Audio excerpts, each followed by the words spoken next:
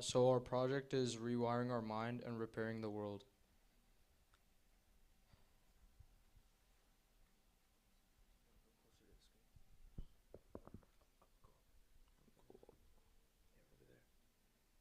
What is rewiring your mind? Yeah, my bad. Can you pause the video? What is rewiring your mind? Why should we do it?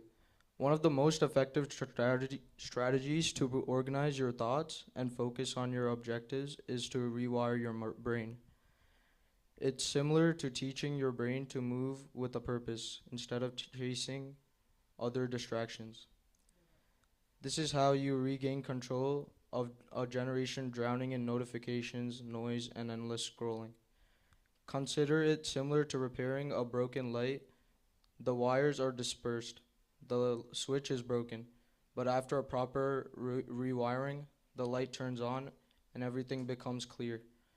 You can stop wasting energy on things that don't matter and begin creating a path to what does matter when you rewire it through discipline, focus, and mental changes.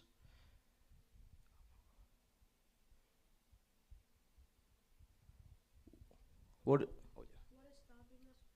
What is stopping us from rewiring the mind? Our attention is diverted in thousands of different ways by our phones, screens, and never-ending social media scrolls. Thinking about objectives, one moment, and then losing yourself in a video. These diversions are not only bothersome, they're also effective. They erode our focus, change our drive, and chain us to our phones, and obstruct our ability to hear our own thoughts. Sitting still, reflecting, or even thinking clearly becomes extremely difficult, let alone working towards a worthwhile goal. If we rewire our brains and regain control, we must focus on that objective. Although it requires awareness, self-control, and readiness to rewire our brains, in the end, it's worth the struggle. How do you rewire your mind? Rewiring your mind isn't hard, but it is simple. The first step is intention. Not the intention you have for 5 minutes after watching a motivational video, but the type of intention that stays with you when it gets hard, boring, or full of distractions. You won't rewire anything without that level of intention. Praying to Swami and surrendering yourself to Him can help you rewire your mind.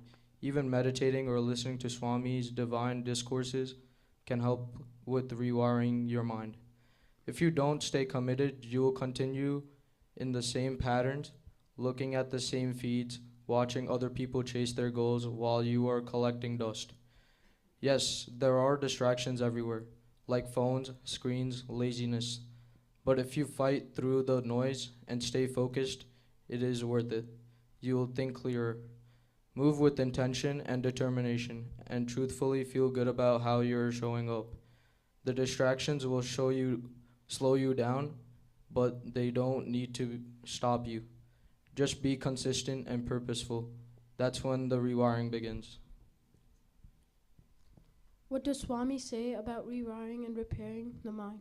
First step to rewiring the mind is to purify it. This is what Swami says about the purification of the mind. There's a video, yeah.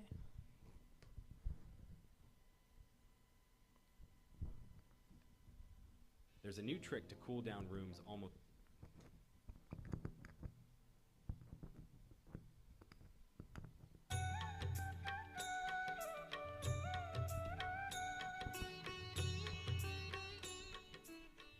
విద్యార్థులారా, Students, మీరు భరతమాత పుత్రులు. you are the sons of motherland. Bharatmata యొక్క పవిత్ర సంస్కృతిని మీరు గుర్తించి వర్తించడానికి ప్రయత్నించాలి. You should know the sacred culture of this land and conduct yourself. మీరు పుట్టినది భారతదేశమునందు. You are born in this Bharat. మీరు పీల్చుకునే గాలి భరతమాత గాలి. You breathe the very air of మీరు Bharat. త్రాగే నీరంతా భరతమాత యొక్క నీరే. You drink the water of this land. నీ జీవించే జీవితమంతా కూడాను భరతమాత యొక్క సంపత్తే. The entire life is spent making use of the wealth of this తల్లి country. జాడలను అనుసరించి పవిత్రమైన మార్గమును మీరు ప్రవేశించి సమాజమునకు సరి అయినటువంటి సేవల్లో మీరు పాల్గొనాలి. You should tread along the sacred path and render service to the society. సంఘ సంసార నిమిత్తమై, ఈ సంస్కారముల నిమిత్తమై మనము వ్యక్తి సంస్కారాన్ని పెంచుకోవాలి. In order to have the culture and the refinement and the spirit of service, we should change. There should be transformation at the individual level. అప్పుడే మానవత్వము సార్థకమవుతుంది. Then the human life would be redeemed. లేకుండినా ఎన్ని చదువులు చదివిన ఏమి ఫలము? Otherwise, with all education, it's all futile. తన నొసట వ్రాత తప్పించ ఎవరి తరము?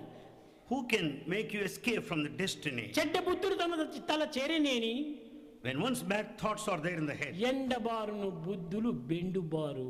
all your intelligence would be dry and barren. కనుక మన మంచి చెడ్డలకు మన యొక్క ప్రవర్తనలే మూల కారణము. For good and bad, our behavior is the main cause. చదువులో దోషము లేదు, Nothing wrong సంస్కారంలో with దోషము education. లేదు, Nothing wrong with the culture. కానీ వ్యక్తి యొక్క ప్రభావంలోనే దోషం ఉంటుండాలి. Everything lies at the level of the individual. పవిత్రమైన జలము పరిశుద్ధమైన రీతిలో తెల్లగా కనిపిస్తుండాయి. You find the water is crystal clear and still when it is కానీ pure. తెల్లని పవిత్రమైన జలమును ఎర్రని సీసాలో పోసినప్పుడు ఆ నీరు ఎర్రగా కనిపిస్తున్నాయి. When the pure water is kept in a red bottle, it looks red in color. ఈ దోషం జలముదా లేక బాటిల్దా? Does the mistake lie with the water or the bottle? కాదు, బాటిల్దే దీని యొక్క దోషము. The mistake lies with the bottle. అదే విధంగానే పవిత్రమైనటువంటి యొక్క ఈ విద్యా విధానము చాలా సున్నితమైనటువంటిది, The చాలా sacred, సుగుణవంతమైనటువంటిది, చాలా పవిత్రమైనటువంటిది, నిర్మలమైనటువంటిది, నిశ్చలమైనటువంటిది, నిస్వార్థమైనటువంటిది. the education system, no doubt, is highly sacred, pure, unsullied. స్వార్థ స్వప్రయోజన మాలిన్యంతో కూడినటువంటి ఈ మనస్సు అనేటువంటి బాటల్లో ప్రవేశించేటప్పటికి ఇది మాలిన్యంగా కనిపిస్తుండాలి. It appears, it looks as if it is polluted because of selfishness and self-interest. కనుకనే మొట్టమొదటి మానవుని యొక్క మనసును పరిశుద్ధం కావించుకోవాలి. Therefore, in the first instance, we should purify our mind. Swami explains that you should follow your duty and provide your capabilities to the society and participate in social works. Even with the చక్కెర mind, కంటే తీపి. even with the mind full of an intelligence without a pure mind, it's useless. Swami explains that when clear water is kept in a red bottle, it is the water's fault. Is it the water's fault that's red? It's red, or is it the bottle's fault? It's the bottle's fault. Similarly, this is the same as our minds and behaviors. Our minds are always seek good, but it's your actions that declare that. This is how we rewired our minds. The first thing we decided to do to rewire our minds is to try to get motivation. We settled on building goals and do work that usually felt boring. We set goals such as going to the gym, spending time outside, and finishing this project. We planned our goals in a reasonable way, such as gym for an hour, spending time outside as long as we want, and working on the slideshow for 30 minutes a day. Working together really helped stay focused and motivated at the same time. Having fun too. This is the prime example of rewiring your mind, where you mold things you would usually think is boring into something more exciting, making you consider doing it. How does rewiring our mind change the world? Changing your mindset can change the world. It's like repairing the wires that are tangled inside of you, slowly and carefully. Although in the end the light will turn on, when it does, it's not just bright, it's lively. It lights the entire space. That's the thing when you do the work to change your mindset. You do not just help yourself, you light the way for others. Your progress becomes their GPS. Your journey becomes someone else's ignite. Once you've figured it out, how to break bad habits, how to stay plugged in, how you could pass that along, just like that, you rewiring creates a chain reaction. You light your space, then someone lights theirs, and before you know, the entire world grows. Can you play the video?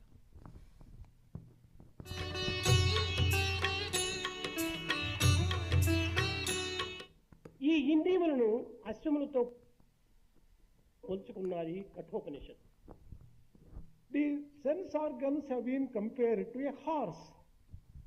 ఇక్కడ అశ్వము యొక్క విషయాన్ని ఆదర్శంగా మనం తీసుకుంటే జిహ్వకు అశ్వమునకు ఉండినటువంటి సన్నిహిత సంబంధ బాంధవ్యం మనకు అర్థమవుతుంది. One can easily appreciate the type of similarity that exists between the tongue and the horse if one tries to analyze the similarities between them, చక్కగా పుష్టిగా వేగముగా పరిగెత్తేటువంటి అశ్వం ఉండొచ్చు. there could be a horse which is very strong, which can run fast. కానీ అట్టి వేగంతో పరిగెత్తేటువంటి అశ్వం ఉండినప్పటికీ ఒక చిన్న ఇనుప ముక్కను దాని నోటి యందు చేర్చి కళ్ళముగా భావించి దానిని బిగబెట్టినప్పుడు యావత్ శరీరం అంతా కూడాను వశమైపోతుంది. But once you can use a small piece of iron and control the entire horse by pulling it.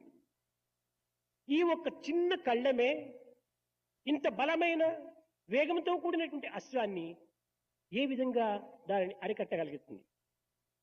Such a small iron piece can control a very powerful, strong horse. అశ్వమునకు నోరే ప్రధానము. For the horse, mouth is important. దానిని అరికట్టినప్పుడు అశ్వమంతా వశమైపోతుంది.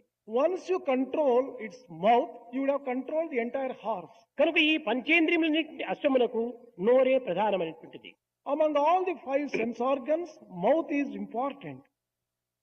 ఒక చిన్న చుక్కాని వల్ల ఎంత తుఫాను వచ్చినప్పటికీ మనం పడవను సంరక్షించుకోవచ్చు. When you are traveling in a ship, with the help of the index, you will be able to just control your own and have a ఒక safe చిన్న journey. అగ్ని కణము చేత ఎంత అగ్నినైనా కూడా మనం అభివృద్ధి గావించుకోవచ్చు. With a small quantity of fire, you can make it into a very big raising కనుక fire. వాక్కు అనేటువంటిది ఒక అగ్ని కణం వంటిది. The word may be compared to the power of fire.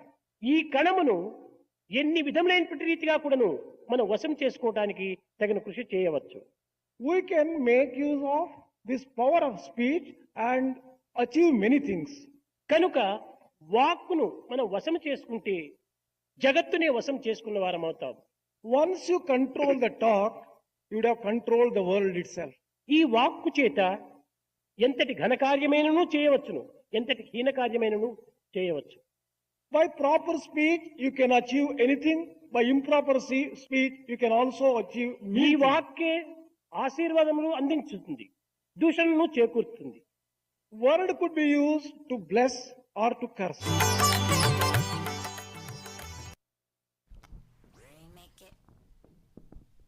Thank you.